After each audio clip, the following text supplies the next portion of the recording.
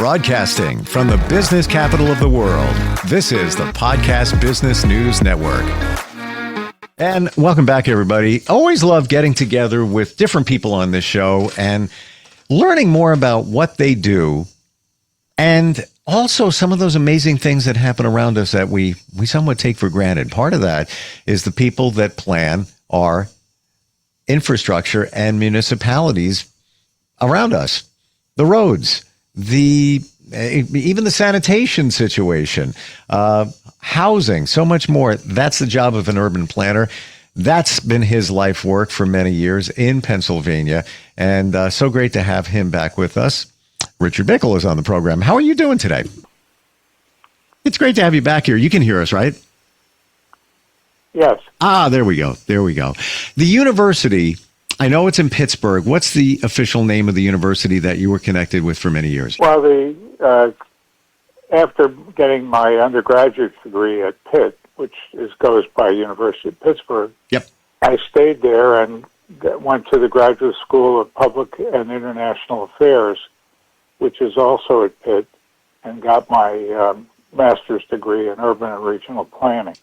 And you taught as well, correct? No, I didn't teach at Pitt. I started working as a local planner, and when you're a local planner, you're going to meetings with local officials and elected officials, and you end up being a teacher in a way because you're trying to get across these planning concepts, which can be eye-glazing, but you have to make it understandable to people and to also respect their opinions.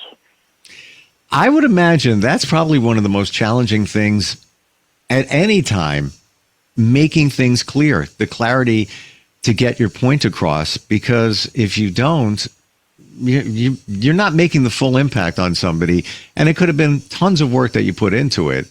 I would imagine communication and communication skills for people that are looking at this as a career would be important. Would you say that that was? It's absolutely essential to be able to communicate things which may be very understandable to planners, but which are scary to citizens, especially if you're working in their neighborhood and they're concerned about a potential development or even the impact of the plan that you're working on. So I want to share some emails that we got, and this is at instantfeedbacksteve@gmail.com. Emily in Portland says, I appreciate your conversation. It couldn't come at a better time. She says, I'm finishing my bachelor's degree in geography. Interesting degree. I didn't even know that was available. She says, but I'm torn between urban planning and civil engineering. What qualities make someone thrive as an urban planner versus another profession in the built environment? Well, I think being a civil engineer would be a very desirable career, and it would also be very important for some of the issues you might be dealing with as a planner. On the other hand, starting as a planner and staying in that, you might be called upon to get into engineering issues, especially if you're involved with infrastructure projects. But that's a more subordinate degree to planning if planning is your primary focus. I want to go to this question right now to Brian because I think it fits. He's in Sacramento. He says, I want a career where I can make a real difference in people's daily lives. I'm considering urban planning and other related fields. Can you share a project that made you realize your work genuinely improved the community? Yes. The very first project I worked on at the Montgomery County Planning Commission, which was my first job after graduate school, was a neighborhood called Rahway Avenue. And it was literally one street in an adjacent township to the county seat in Norristown. And I went to that meeting with the local residents and heard something I wasn't expecting. The the idea was to develop a plan for what to do with Rahway Avenue, where which was a minority neighborhood with stub streets intersecting with the main road. But the main road did not connect to the surrounding road network. It was sort of like an island. And I expected the people to say, well, we want to be connected and have through road that would work for the entire community. What they told me was, we don't want the road connected because then it might be a shortcut going through our neighborhood and causing impacts and safety issues. I conveyed that to my director at the Montgomery County Planning Commission, and that's what the study ended up being. It ended up being called the Rahway Avenue Improvement Study, and it reflected the opinions of the local residents to not create a through road, but instead to put some cul-de-sacs in to help with the traffic flow and to respect their opinion as to what they thought should be done. Do you think that there was a slight element of maybe them not fully understanding what the project, the scope of the project? No, because it was such a small area geographically, and we had diagrams and maps, and we worked with them to show them what we were talking about. But I'm telling you, it was 180 degrees different than what I expected, and that really taught me that you've got to listen to neighbors and people who are impacted by a project, not just say, I'm a planner, I'm here from the Regional Planning Commission or the County Planning Commission, and this is what we want to do. You can have your mind changed very quickly if people have good opinions and a good reason for what they want to do. So let's talk to Carlos in San Antonio. He says, what's the biggest misconception that students have about becoming an urban planner? Well, it's a broad topic, and there's plenty of opportunity to get involved in planning without just saying, I'm a planner and that means one thing. You could get involved as a planner in housing, in recreation, in open space, in community development, and neighborhood improvements. And those kinds of topics lend themselves to public meetings, doing research, and coming up with recommendations, and coordinating internally in your office and externally with other agencies like the Regional Planning Commission, which is responsible for developing a capital program of transportation projects, and the county where you might be employed, or you might be in a local government where you've got to be aware of what the county policies are. And it's a very interactive approach at all levels. And I started out in school wanting to be a doctor, and when that didn't work out because of organic chemistry and regular chemistry, where I didn't do very well, I was searching around for a career, and I took an urban geography course that was taught by a professor at the planning school as a junior. And I was desperate to get a major that I enjoyed, and I learned about what it means to be a planner, and I applied my sociology background at Pitt, the course I had there, and it really worked out well because that's what I ended up doing as a career. Wow.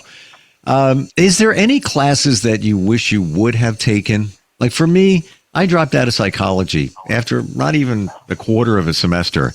I was already doing what I wanted to do, broadcasting. And And I regret it, actually. Never too late, but I know it would have been very valuable later in life. Are there any classes that you look back and say, I probably should have taken that? Well, I wish I had taken a course in design. You sometimes need a talent in design, but a better appreciation of those aspects of planning. I spent a lot of time taking French as a high school kid and in college. I wish I had not spent that much time doing that, and had maybe an infrastructure course that focused on the civil engineering issues that we talked about earlier. Because basically, you being a generalist planner, you can get on-the-job training by your projects and your environment in the office. To your point, I didn't take Spanish. I regret that too. I forgot about that. Like I should have taken, back then, way back then. We didn't know that that language would be so important to have under your belt at that time. But like I said, it's never too late. We got this is an interesting question out of Seattle. This is Megan, and she says, I care deeply about affordable housing, but I've heard planners don't often have the power to solve housing shortages. How much influence do urban planners actually have? Well, if you're a planner working for a county government or interacting with local officials, you can have an influence by providing them with facts and figures as to why they might want to focus on affordable housing. And recently in Congress, a new act was passed, the Affordability Act for the 21st century, and that law has got provisions in it which include planning studies for affordable housing. And that, with the weight of Congress behind it, this shows that there's a commitment and a recognition that it's getting very expensive to live in the suburbs or even in the cities, because you've got heavy costs for infrastructure improvements, and you've got costs for transportation access. Did you often have frustration or occasional frustration where you knew what needed to get done, but you can't do everything? Maybe it was a situation where people weren't on board for it, or you just didn't. It was out of your jurisdiction. Did you have some frustrations occasionally within projects? Yes. When I worked at Southeastern Pennsylvania Transportation Authority, SEPTA, I was asked to go out to Lower Merion Township and talk about a potential upgrade of the rail station in Ardmore, and also the addition of a parking garage. That produced quite a bit of feedback from the local merchants and residents who didn't want that. They viewed it as a threat because it was adjacent to a smaller shopping center that already caused some traffic congestion, and they were concerned that it would make the traffic congestion worse. So I went to the public meeting and presented what we had considered, and they pretty much rejected it, and the township commissioners decided not to pursue it. But here we are in 2026, and the improvements to the station without the parking garage are underway and almost finished. So sometimes it's when you make the pitch for a new idea can depend on whether there's receptivity to it or not. So you're saying years later they're finally doing it? Yeah, not exactly as we proposed, not a 300 or 400 space parking garage, but it's at least the stations are being improved, and it needed to be because it gets pretty heavily used.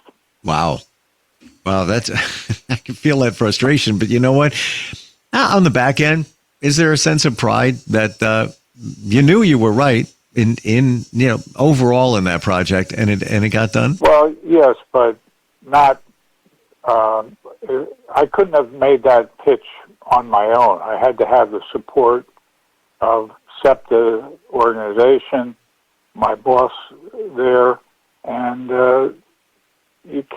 planners can't just be independent actors, and you've got to be aware of different people and levels of government, and they all go together to create a successful project. Yeah, there's so many people involved in every level. Great questions there. I want to thank everybody, for reaching out. instantfeedbacksteve@gmail.com if you want to connect with us. And Richard, as always, thanks for being here. Looking forward to having you on again sometime soon. Yeah, I think it's next week. Beautiful. All right. Well, you know what? We still have more questions we didn't get to, so we'll get to those.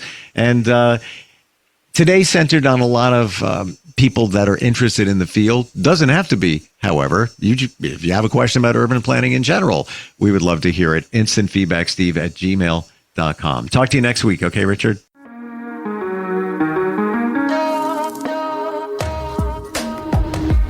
Broadcasting from the business capital of the world, this is the Podcast Business News Network. This is you over 30 years ago.